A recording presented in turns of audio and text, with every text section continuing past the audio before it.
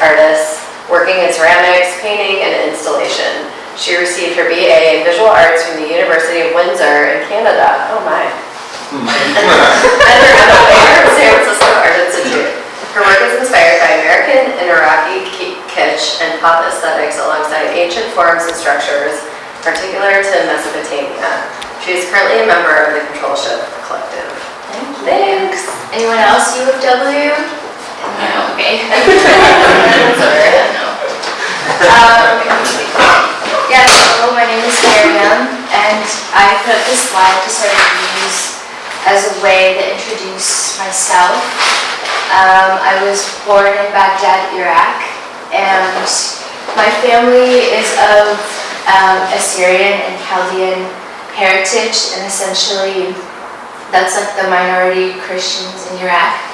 But the people of Assyria, they consider themselves like indigenous people of Mesopotamia and that area where Iraq is now modernly.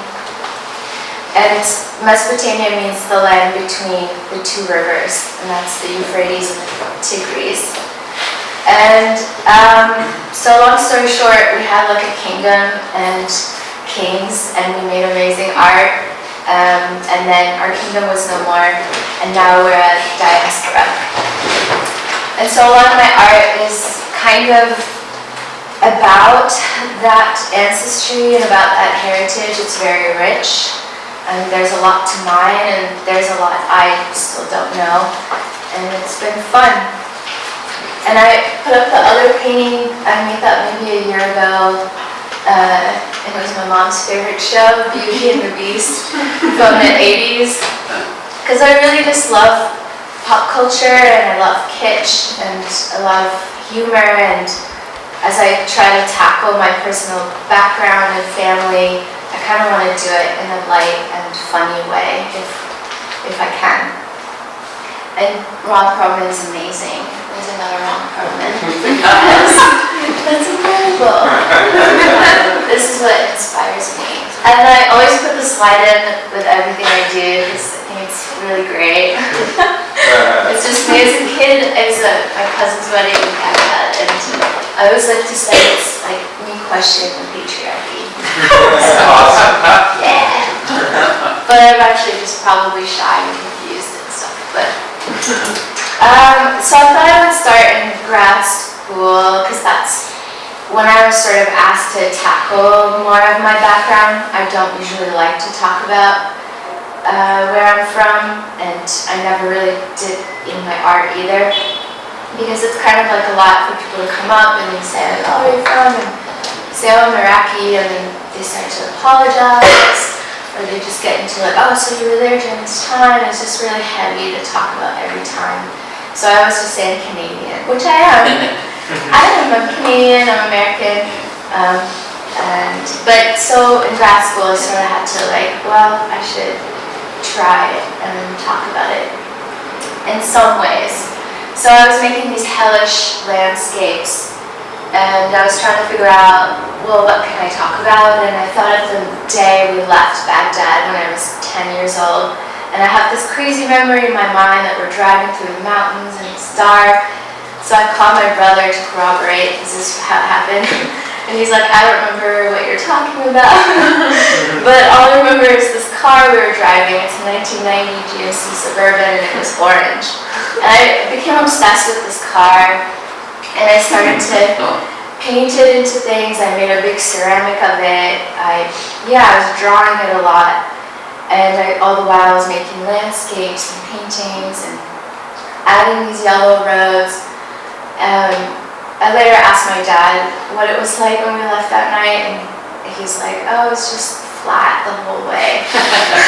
I was like, are you sure there's no mountains? And he's like, I think it was mountains once you get to Jordan. Jordan is really hilly and mountainy, and it was, I'm like, that's it, that's where we were.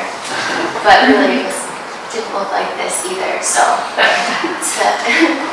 And so I kept painting the roads into things, but I kind of started to hide certain parts of the roads or the car,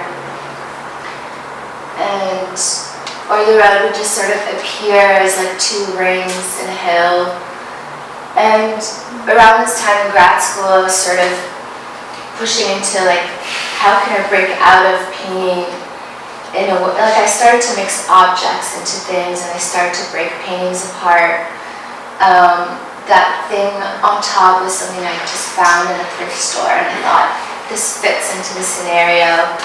And then the bottom portion of the painting, I had made something out of Sculpey that I thought was funny that I painted and hid a part of it with the rug. So I'm just playing around and having fun. And at this time, my friend Phil, who was like, learned that I was making art about my background, gave me this old picture of his aunt. His Aunt Linda, and I thought it was hilarious, like this kitschiness of the Middle East, like, you know, in America you go into a photo studio and you dress up as cowboys, and in the Middle East you dress up as a Bedouin, and there's a backdrop with camels and palm trees, and I thought, this is perfect, this is like the world I want backdrops, and so this image ended up, I ended up using this a lot as a reference point and as inspiration. And I kind of painted it, as you can see, into the background of this thing. I saw this thing outside in LA outside of a store, and it was just like a sign for a store in Japanese in Japantown, and I loved it. I was like, I'm recreating this and I'm painting it. Great. Like the way it was suspended and structured. Yeah, I mean it wasn't exactly suspended like that, but it had these blocks on the side, and so I just took a picture of it. I was like, I'm gonna remake this. And in grad school is when I started to make ceramics, and that's when like, oh yeah, kitschiness really started to take hold, and I was started to make pots. And in this one, it was basically this car is Aunt Linda coming back in her 90s like Mustang and running over some pots along the way. And so I was making ceramics and little kitschy objects. I was like thinking, like, they started to look like souvenirs and they started to look kind of ancient. And that's the car, the 90s Suburban. I just painted camouflage on it and made some pots that look like figures. I like horses, and horses are in the ancient art of that region too.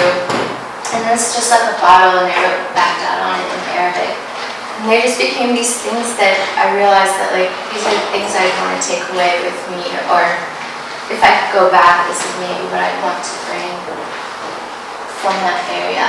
So I'm basically just creating my own sense of tourism into places I can't go anymore. Making more little figurines, and everyone in the Middle East has these cushions, so it's funny to me to like make a kitschy object within a kitsch object. But this is basically me leaning on my Iraqi cushion, like that's the Lion of Babylon, and that's the Al-Malawiya Tower, spiral mosque.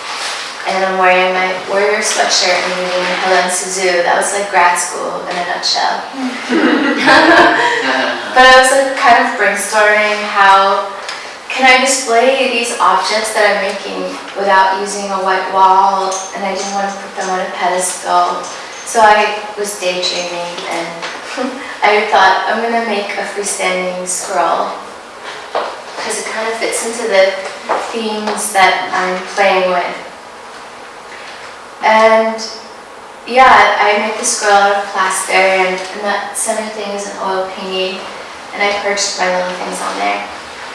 But in the center painting is a camel, and it's a camel with a warrior army beret. And everyone said, oh, it's like a Saddam Joe camel. And I was like, yeah, I looked at Joe Camel, but I really don't want to paint Saddam Hussein. It was kind of more my uncle who was in. But no one knows these things, and I realized all Arab men kind of look like Saddam. So I was like, this isn't going to work out. So no more camel men. But this happened, and I still think it's great. And my uncle's amazing, and he served in the Iran-Iraq war for 10 years, and he smokes, and he's funny, and I was happy to paint him in a really rude way. So I decided, well, I want to make bigger scrolls, and I made a little, this is my sketch of the next scroll I wanted to build, kind of like an architectural draft. And I decided I was going to put my roads in there and make the car one of the bases and all this stuff, and put ceramics on top. And my advisor came in, and I was building the scroll, but he wasn't interested in it at all. And he was like, I really like this sketch, and I think you should just recreate the sketch as a painting, as is, just whatever I see on this paper, you should just recreate it on canvas. And I was really intrigued by this, and so I did it. I had this big stretcher bar of 5 by 6 feet, and I really loved this idea of taking the scroll like I'm making and putting it on a 2-dimensional thing. I was really happy with this. And I used airbrush and oil crayons. Oh, I moved a little too fast. But so for my final thesis, I got a little room at the Mint, and I decided I was gonna make big scrolls finally. So I made 3 big scrolls. This is the mid-sized one, and this is called Saddam's residential complex, because that's where I lived. In Baghdad, everything at the time was named after him. And so when my parents were pregnant with me, they just built these brand new condominiums, and my parents bought one, and I lived there for 10 years. And I was doing research of like, what do I paint exactly, and I found a Facebook group of where I used to live, because that's the only access I had. And I found this incredible photo. I was like, yes, it's got a rainbow, and it's like these fluffy white clouds. That's probably why you took the photo. Yeah, I mean, the page is really funny. And then I was like, this is it. This is how I want to remember it, because it does feel like what it was like when I was a kid. I used to run around there and ride my bike and swear at kids and stuff. And so this is like an up-close version of it, and it's also airbrush and oil crayon. And this was really fascinating to like draw. It was I just was so detailed and particular about it. It became like an architectural rendering of the memory, and it really kind of like jogged my memory. I was like, oh yeah, there's like these bars here. So that was kind of an amazing exercise. I left out all the cable wires. Yeah, aesthetics, you know. But, and also the other weird thing was like, everyone's car is white, except for like one yellow one. So there's the other 3, all of them together. This is the back of one, it's airbrush. And the bases are made out of cement, and these things are heavy, and now they're in the garbage. Sad to say, but no one acquired them. Did you save the scrolls? I saved the paintings, and I saved... That's what I mean, but yeah. not the posts. I saved them, yeah. I mean, you can make those again, they're not a big Right. deal. That's that Aunt Linda backdrop again. And this was, I made a little sculpey of me on a camel that I airbrushed.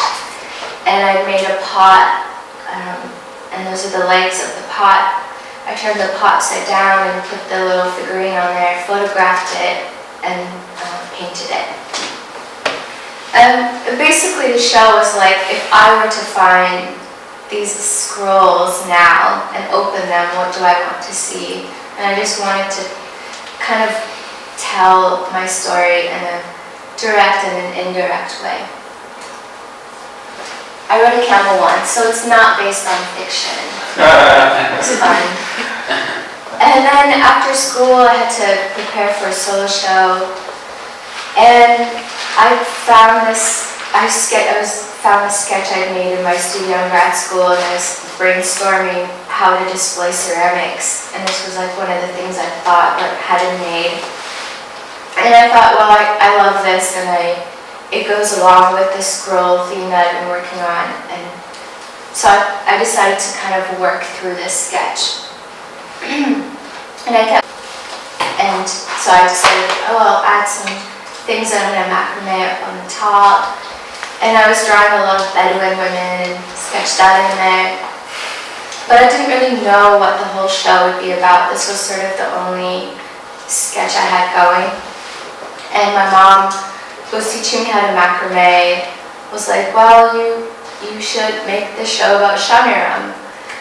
Shamiram, oh, well, I skipped ahead. But this was like a little, you make maquettes in ceramics if you like are trying to think through an idea, which is like basically a miniature of something. So that was like the maquette, the drawing, and the little shapes turn into horse heads, and the spirals turn into like hookah-looking things, and yeah. Not going too fast. So shamiram, this is a painting my mom made in the 70s. My mom in Baghdad was like this feminist, and she was like one of her friends had a car, and she talked back to men and stuff. It was great.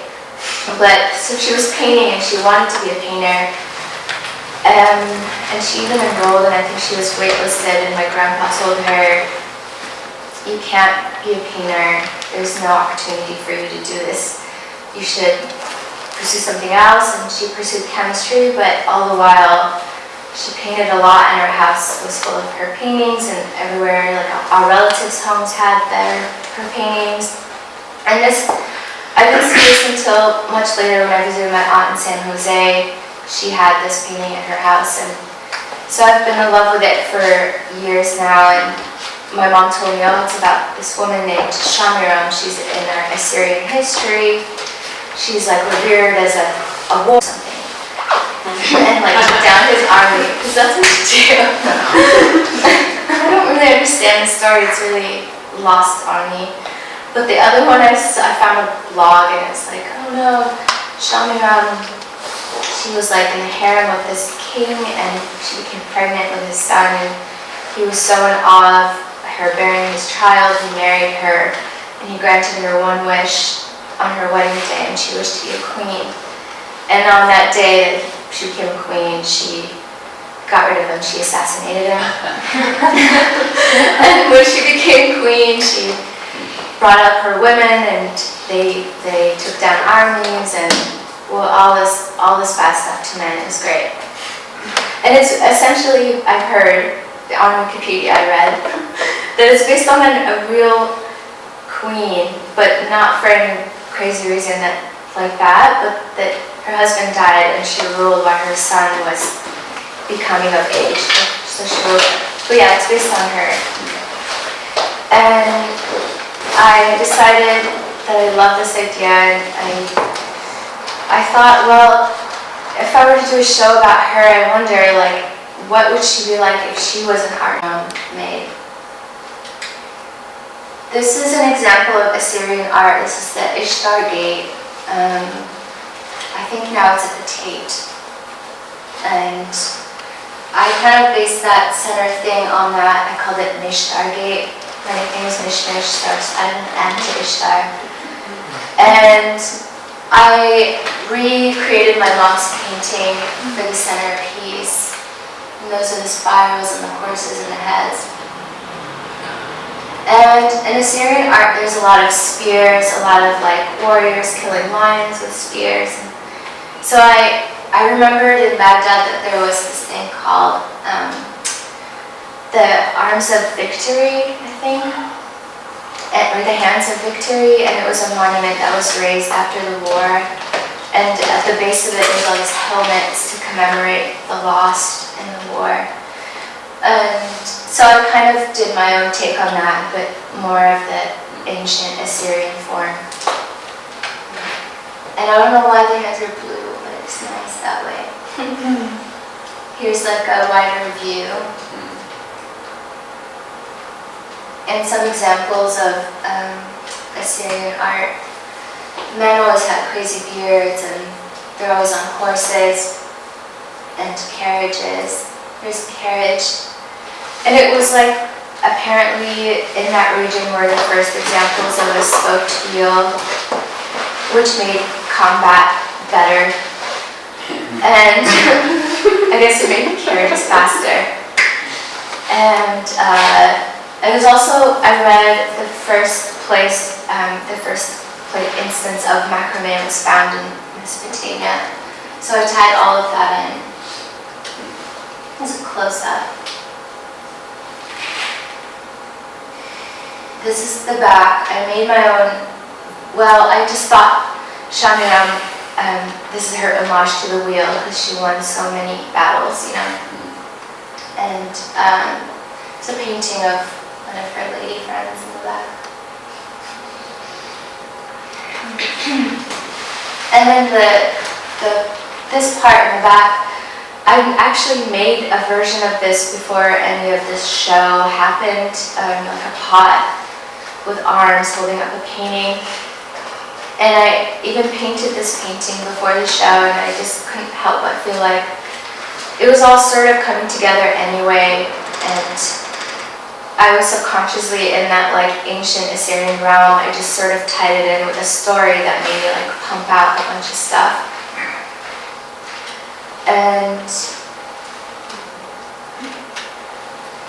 this is a flat ceramic in the shell, and I just wanted to show sort of how I use source material. Could you talk about your workflow a little bit, like how you kind of batch? Yeah, I mean, I think ceramics has definitely made me excited. I think Rasko's painting, and sort of in the same way you were talking, like painting feels a little heavy, and once I discovered ceramics, it felt really therapeutic and fun, and just playing with mud, and it wants to do something, and you want to do something with it. And yeah, and history feels less weighted, and it just kind of yields like really fast, fun things. And so I've been pumping out stuff because I think of the medium partly. I think painting is a little slower for me, but also I feel like if I have a deadline or a show coming up, that really gets me juiced. But but otherwise, I just try to maintain a practice. I go almost every day and for hours, and sometimes something happens, and yeah. Any questions? I'm just curious how the scrolls relate to kind of maybe your background. Yeah. Seems I can tell you work a lot in like story. Yeah. And Yeah. I feel like scrolls play kind of a big part in that. Yeah. Just curious if it's like related to Mesopotamia or Syria or I think- Iraq or. Yeah, I think in a kitschy way, in my mind, it relates to me in like a 1001 Nights type scenario. You know, you open like a fable book or a children's story, and there's like a scroll. There's always like someone finds a scroll in the desert and it has a map. I don't know, but that's how sort of it plays in my head. And yeah, I think that's sort of the visual I had. I sort of impose my own sense of like culture, my own sense of pop culture, and what influences me onto my culture. And it's not always the other way around. I think that's important, just to kind of keep playing with ideas and to have fun with it. Yeah. I really like the scroll thing. It's Yeah. exciting to me. I think they're very interesting. Several things come to mind, of course, because scrolls are like the first form of book, really. Right. And Yeah. certainly relates to the Middle East quite a bit. But there's other things about it, like I always notice how everything on the computer is a scroll. Oh, yeah. So that's You're completely scrolling. part of our everyday to-day life. You're Yeah. scrolling vertically or horizontally. I never thought about that. Yeah, that's cool. It's very interesting to see you do that. I love it. I have this idea that it'd be interesting to see you really get into the sense of how the rollers are, and making it really interesting and beautiful, and just as much going into that as into the picture or writing or whatever's on the scroll. Yeah. And just to be a very interesting object, be it whether it's propped up against the wall or in your holders or hanging or sitting on a table. There's a lot of ways that a scroll can Right. I just appear in the world. built a scroll out of ceramic, and that was really fun because ceramics is sort of like it's mud. It wants to like fall down, it wants to plop down, and so it was really like an achievement on my end to like prop up an actual scroll with a flat thing. So I've not finished it, but And I'm maybe still playing with the idea. maybe you'll make something that the scroll goes into when it's not on display. Who knows? Yeah. There's a lot of tradition around scrolls Yeah. too. And even the big scroll, it just like rolling them around the physical pillars is Yeah, really I like how fascinating. it's already playful. I love that. It's Thank you. very Yeah. combining of ancient and